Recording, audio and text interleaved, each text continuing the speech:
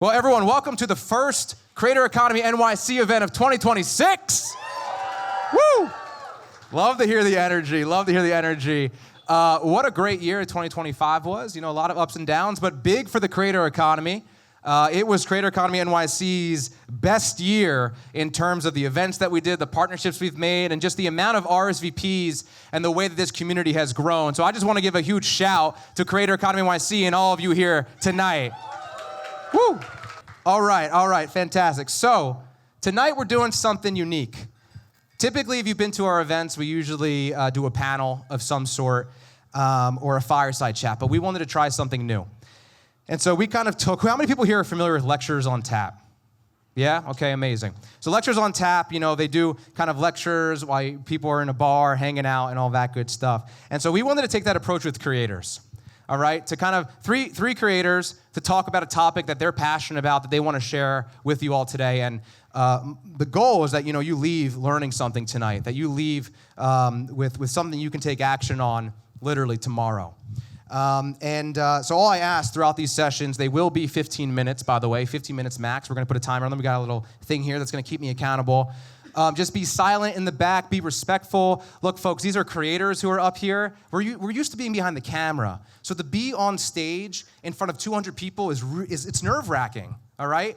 I feel that too. So all I ask is, of course, be a respectful crowd, recognizing the position that's up here, and I think it's huge to have creators here stepping out of their comfort zones, talking about things things that they are passionate about. And, you know, hopefully one day, you know, we have more of you here in the audience that are up here on stage as well. And so that's how it's going to run. And so we got myself. You're going to hear from me for another 10 minutes talking about mindset. We're going to go on a journey here. Mindset as a creator and builder, which then leads to kind of taking action, with AJ Eckstein talking about visibility. And then once you do have that visibility, how you turn that visibility and virality into leverage to then build a sustainable business. All right, does that sound good, everybody?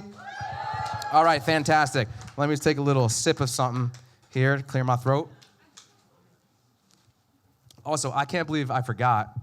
My parents and brother are here tonight. Let's give a huge shout out to Mr. and Mrs. Jeff and Rochelle. You can call it Jeff and Ro. My mom's a true New Yorker. My dad's from the Philly area, so go Birds, all right? There we go. And where's my brother? Hey, there he is. He's like he pops out, you know, he's like coming out. All right, amazing. So I'm going to kick off today talking about something. I'm Brett, founder of Creator Economy NYC. It's great to be here. I'm going to kick off today talking about something that has become somewhat of an ethos in the Creator Economy NYC community. And it's about mindset. And I truly believe that mindset precedes action in this space, that you truly cannot take moves on what you want to do with bringing an idea to life until it's firmly in your mind of something that you want to make a move on. And I don't say that in a woo-woo type of way, but truly it's a way of living. It is an element of having a bias towards action, all right? And I'm sure many of you can guess what I'm going to be talking about, but it's this saying we have in the community of fuck it, create it, all right? Are people familiar with that? Hell yeah. So, fuck it, create it. Again, it is a way of being. It is an ethos of Creator Economy NYC. It's this idea of publish over perfect. You know, just do the damn thing.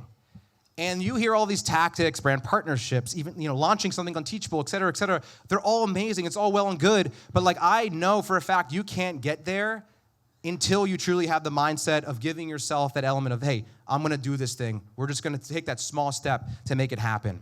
And so I want to tell a quick story back to the moment before action. And actually, before I dive into that, I just want to show of hands. How many people here have been sitting on an idea or something that they've been wanting to do, right? There's a reason you're here tonight, probably. And you just have not made the moves to do it. You told yourself, 2026, we're going to kick it off. You have not even taken the first step. Raise your hand if you're in that camp.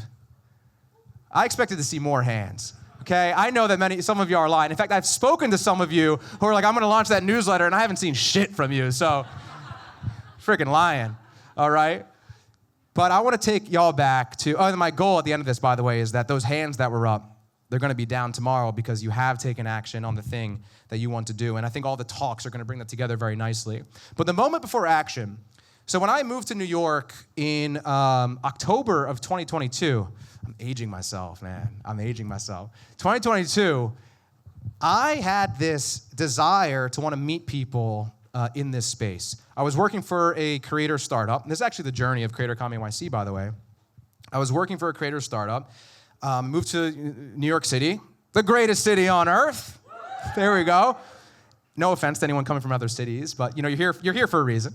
And I wanted to meet people building in this space.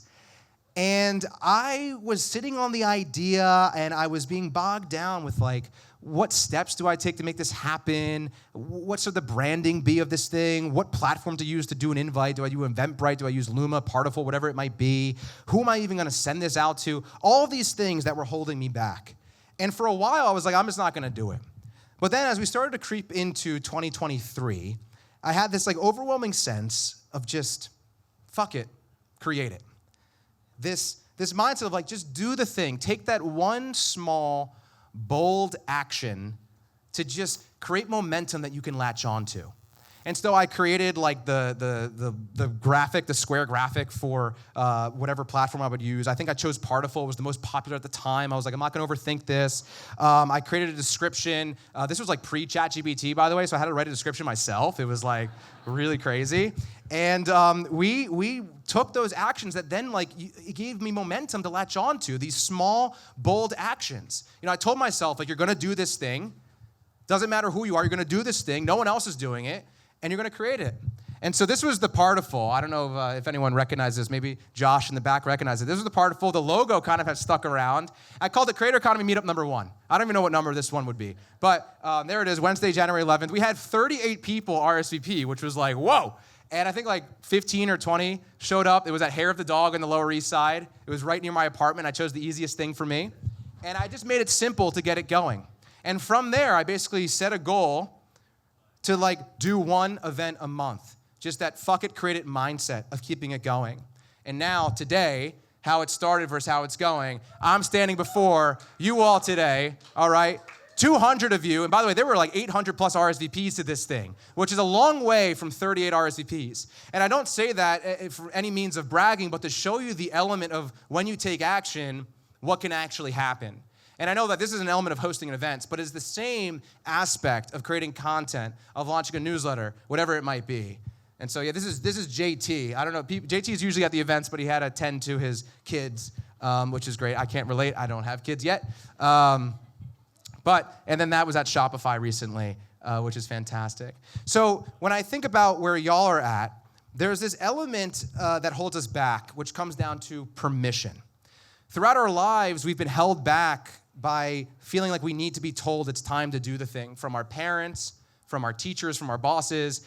I was a terrible listener growing up, so I was always just doing the thing without permission from my parents. But nonetheless, we are trained to wait for permission. But in the creator economy, no one's coming up to you to tell you it's time to do the thing. It's time to launch the YouTube channel. It's time to, create the newsletter or host the event you want to do. No one's coming up and you're like, oh, excuse me, it's time to do the thing. In the creator economy, the only permission you need is your own. This element of confidence, of giving yourself permission that it's time to do the thing. And so many of you here have already taken a step of doing that. You're posting, you're creating, you're hosting events, whatever it might be. And I say that because there are things that I know all of you have ideas to do, but even though you're in this path of I already gave myself permission, I'm posting on Instagram. Yeah, but you want to host that meetup for your followers, but you haven't made moves on it. You wanted to launch the newsletter, but you haven't done it. Why? It's still this element of feeling like you need permission to do the thing, all right? And that's why you just got to say, fuck it, create it. And once you kind of give yourself this element of permission, you really need to shift from what if land, okay, to why not land. When you're in what if land, by the way, this is where the doubt sets in. You're like, what if no one shows up to the event? All right, I was doing this bullshit. What if no one shows up to the event, right? What if there's other people that are at the bar and it's too crowded? What if my post flops? What if no one subscribes to my newsletter? What if anyone gives a fuck, But when you shift to why not land, there's this element of why not post the video? Why not put out the Luma link? Why not send that email to that partner, right? You're giving yourself permission to kind of take this risk. And you're not going to go anywhere unless you take that action. So you need to consistently be living in why not land. And tomorrow, when you take that first action for your thing, why not just send it? Stop overthinking it, just send it. I can't emphasize that enough, and like I say this so passionately because I know so many people here who like I have to like almost shake and be like, why are you waiting? What are you doing? It's time. Time matters here. We're in New York. It's fast paced. You don't need to have everything prepared. You need to start saying why not more often. Why not cautiously? But you need to not be living in what if land, because look at Squidward in what if land. He's looking at why not. He's like, they're having so much fun. I'm Patrick, by the way. You know? All right? Why not land is so much more fun. And I'll show you what happens when you're in why not land, the results. When it was, I started my newsletter, Creator Economy NYC newsletter, which many of you are on. Thank you for your readership. In December of 2023. It was around that time. And I was just like, why not? I literally went through the same process. I said, my fuck it creative goal was launching the newsletter. I gave myself permission to do the thing. I was living in why not land. Why not send it? Why not do that subject line? Whatever, we have another one coming out next week. And slowly over time, those small, bold, incremental steps end up leading to massive results. I mean, 12,000 subscribers now. This stopped in November, but we're at 12,000 plus subscribers on a newsletter. I mean, that's organic growth from a relatively kind of smaller, type of community here. But none of that would have happened if I was living in what if land. What if no one opens it? What if it's not as good as Morning Brew? You're not Morning Brew. You're you. You got to take action on those things. But I'll tell you what. Sometimes there's an enemy that comes across that holds you back. Oh, it's painful. Does anyone know what enemy I'm talking about? What? Everyone, shout out who do you think the enemy is? Huh? No, not Elon, no. Sam Altman, no, get out of here, no. It's cringe. It's this fear of being cringe. We should have had like a poly market on what it's gonna be. It's this fear of being cringe. How many people are familiar with Cringe Mountain? Raise your hand. How many people today still feel cringe in what they're doing? All right, I'm literally up here right now. Like, this is the cringiest thing ever. Like, I don't even know what's like going on here. I'm never gonna watch this thing, all right? But like, I'm literally like right here. I don't know how many naysayers there are, okay? Maybe my ops are my naysayers. But you yourself might be a naysayer as well, okay? And so you need to be climbing Cringe Mountain to get to what they call the land of the cool, or what I would call the land of opportunity. The fact that you can be up here talking to this community you've built. All right, the fact that you can get that brand deal or launch that course or create that thing, it's because you took action, but you're gonna be climbing this mountain during it. And the only way to get to the other side is through consistency. Confidence comes from consistency, from putting in the reps. The only reason I'm up here right now feeling comfortable public speaking is because I fucking did it in December and I did it in October, because you're consistent with the things that you're doing. The reason your favorite YouTubers sound so natural and great on camera is not because they were born with some crazy gift, but it's because they were putting in the reps. I mean, go back and look at some of your favorite creators' first few videos, right?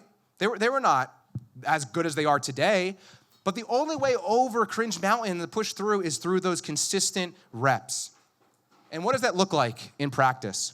Well, for a while, the reps are gonna feel pointless. You're gonna be at a point where what am I doing? Well, my fucking creative goal is not coming to reality. This is not happening, right? But those small, consistent, bold actions that you're taking end up compounding all at once, right? It's like going to the gym for a while. You don't see results for a little bit, but then all of a sudden, like the weight starts to drop off or you start to see muscle. And that's because good things take time. You need to take those bold actions. You set your fucking creative goal. You give yourself permission, okay? You're living in why not land with SpongeBob and Patrick, and you're taking those steps. You're on a repeated cycle of permission and why not, permission and why not. I literally went through that for, by the way, this structure of this talk. Why not, right? You're gonna do it, why not? And that's what happens. And to show this in practice, by the way, talk about cringe. This is LinkedIn, by the way. Holy shit, LinkedIn is cringe. How many people are on LinkedIn? Cringe motherfuckers out here, all right?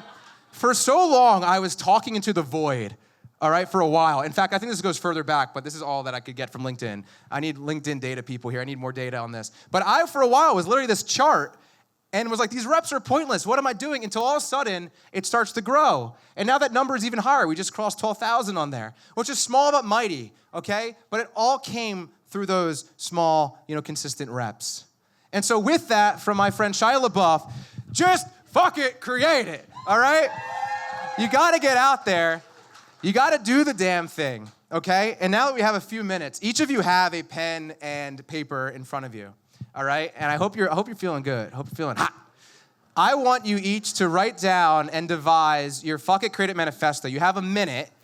What is that thing that's in your mind that you're gonna create this year? I don't care if you think that like I'm already doing my thing. No, you're not. No, you're not. You don't have a course on Teachable, right? You don't have graphic design set up with Adobe Express. Shout out to the sponsors. So what is that Fuck It, Create It goal? Don't be yapping. Write it down, and then below it, write your one bold action that you're gonna take. Fuck it, I'm going to, and write that down, and we're gonna come back to it at the end. And maybe if you publicly share it, we're gonna give you a little something. So take a minute to write it down, everybody, okay? No claps yet. No claps yet. Do, do, do, do, do, do, do, do, do, do, do. All right, 15 seconds. 15 seconds. 15 seconds.